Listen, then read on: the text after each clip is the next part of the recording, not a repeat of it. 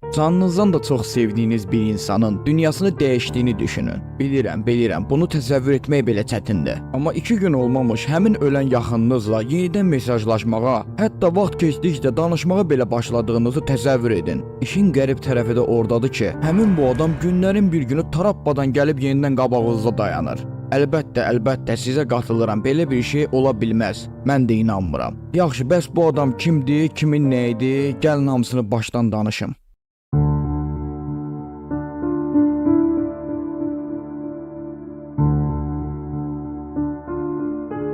Marta və Əş bir-birlərini dəli kimi sevən, sevgilərinə bağlı romantik bir cütlükdülər. Buna görə də eşqlərini şahələndirmək üçün bu gözəllik yaşıl bağ evinə köçürlər. Elə bunlar bağ evinə köçər-köçməz elə bir bunlara göz dəyir. Səhər-səhər ağlı başında işinə gücünə gedən adam axşam olur gəlib çıxmayır. Qız da başlayır narahat olmağa. Elə bu moment qapı döyülür və Marta həyatının ən acı gününü yaşayır. Yəni oğlan bir maşın qəzasında öz həyatını itirir. Ertəsi günü yas yerində qız içində dərdin çalxalayarkən qızın rəfiqələrindən biri buna yaxınlaşır ki, ərinlə yenidən danışıb yazışa bilərsən. Belə bir şirkət yaranıb ki, sevdiyinlə yenidən qovuşa bilərsən. Qız danışa-danışa Martanı başlayır mazgə eləməyə. Sevdiyini yeni itirən yazıq Marta da səsini atır başına ki, rədd ol buradan. Bax belə 1-2 gün qız ev işləri ilə falan oğlanı unutmağa çalışır. Amma nə qədər asan görünsə də bu dərd onu yeyib bitirir. Axşam gələn mesajlara baxanda görür ki, ölən sevgilisindən bir mesaj var. Mesajda da yazılıb ki, bu mənəm. Onu görən qızı götürüb padruqasına yığır ki, bu nə hörmətsizlikdir mənə qarşı edirsən falan filan da.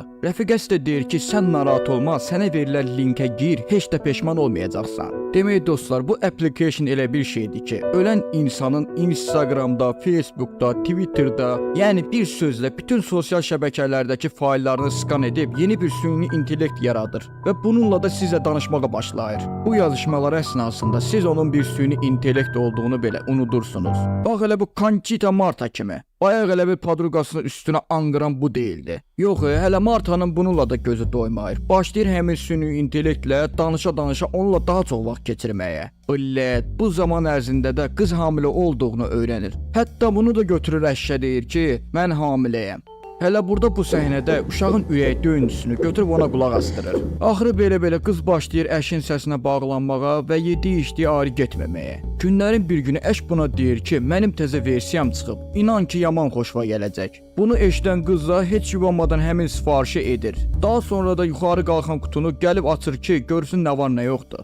Marta qutunu açıb baxır ki, qutunun içində insana bənzər bir klon var. Amma bu klonun özünə gəlməsi üçün gətirib salır suyun içinə, sonra lazım olan paroşokları töküb gəlir oturur aşağıda. Elə bu momentdə yuxarıdan tap batırıb səslər eşidir. Qız gəlib 2 gün əvvəl ölən ərini görüb şoka düşür. Bu klonun hərəkətləri, rəftarı, hətta səs tembri belə. Sanki qızın ölən əri idi, dirilib qəbirdən çıxıb gəlmişdi. Qız başlarda ona yaxınlaşmağa qorxsa da içib dəm olur. Sonra marça-març başlayır klonu öpməyə. Axşam olur, qız soyunur. Deyir, gəl reflekslərini yoxlayaq. Biraz keçmir, qız qayıdır ki, apelsin yeyənsən. Oğlan da deyir, olsan öş yemirəm. Deyir, ala götür ye.